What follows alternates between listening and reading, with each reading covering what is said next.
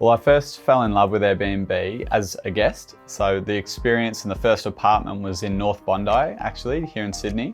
And it was this beautiful little apartment, little ocean glimpses, vintage furniture, some surfboards in the corner, and they even left some beers in the fridge. And I just thought, what an awesome experience this is. And I'll have to do this again and again. With my work, it takes me all around the world. And so my first choice is always Airbnb. You just seem to have much more personal experiences, and you sort of get a little sneak peek into someone else's life and what their style is. And so when I purchased my own beachside apartment, I knew that I wanted to become a host and sort of share my life and my experience in my little apartment with other people from all around the world. The amount you can make on Airbnb really depends on the sort of place you have. So I actually had a look, and the most expensive Airbnb is $12,000 a night in Tuscany. So of course I'd love to have their place and I'd love to have those rates. But for example, if your place is about $150 a night and you've got about 80% occupancy, over a month you might make about $3,500. So if you're $300 a night, you might be around $7,000 a month.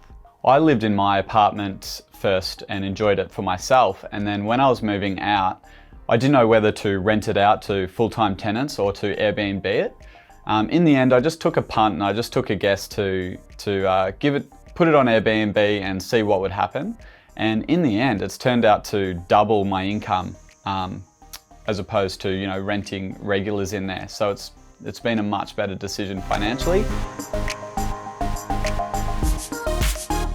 So if you're a new host and you want to rank really high on the Airbnb searches, there's a few things you need to know, and there's a few things that Airbnb absolutely love in terms of their algorithm, and that is 5-star reviews, response times. It's always great to respond really quickly to your guest, and also pricing. And studies have sort of shown that if your price is in line with the average of your market, then you're going to show up first.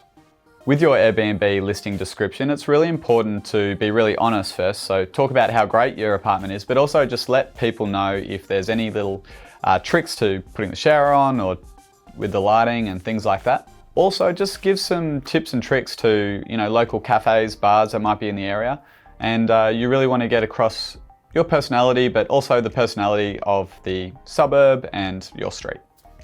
Being a professional photographer, I'm a little bit biased in saying how important professional photos are in an Airbnb listing, but I'm always surprised to see so many listings with dark and photos taken on their iPhone. And I just think they're really doing themselves a disservice, because they might be great apartments, but you just sort of skip through those ones because they just don't look appealing at all.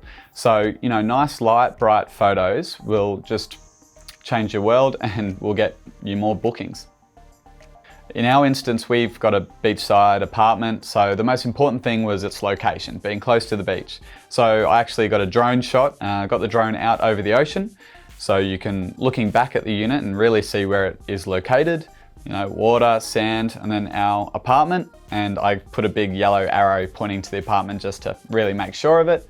And I found that really helps with bookings.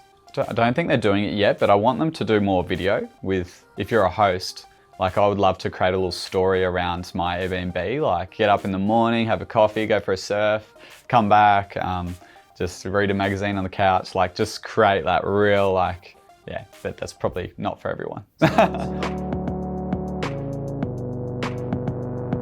You really want to have clear communication when being an Airbnb host, and just going above and beyond to make sure that your guests are safe and having a great stay. Really to have some attention to detail, so soaps, towels, maybe artwork on the walls. It's really, the guests really enjoy just seeing that personal touch. Something we do a little bit different with our listing on Airbnb, I guess, is we offer our surfboards up to guests. We're on the beach, so I thought it was too good of an opportunity for guests to miss out on surfing. So I've got a surfboard that I don't use anymore, and guests are welcome to use that. On a regular week, I don't spend that much time at all actually on the Airbnb app. I might spend half an hour to 1 hour, just sort of checking the dates, updating prices, and making sure everyone's okay with check-ins and check-outs. I bought my Airbnb listing about 3 years ago for $300,000, and I've spent about $25,000 on renovations. It was really dated when I first bought it, so brand new bathroom and retiled, painted the place, and just, yeah, gave it a real facelift. When I first became an Airbnb host, the biggest mistake I probably made was not being as crystal clear with communication as I could have been. So, for example, our car park, our dedicated car park is like a little bit tight if you've got a big full drive, and I just didn't tell people that. I forgot to sort of mention that, and when people would come, if they had a big full drive, they would be like, hey, where do I park? It's a bit tight. So just little things like that, just being ultra clear and honest and transparent with your listing, I think is really important. Hey guys, my name is Maurice and I'm the producer of Side Hustle Finder.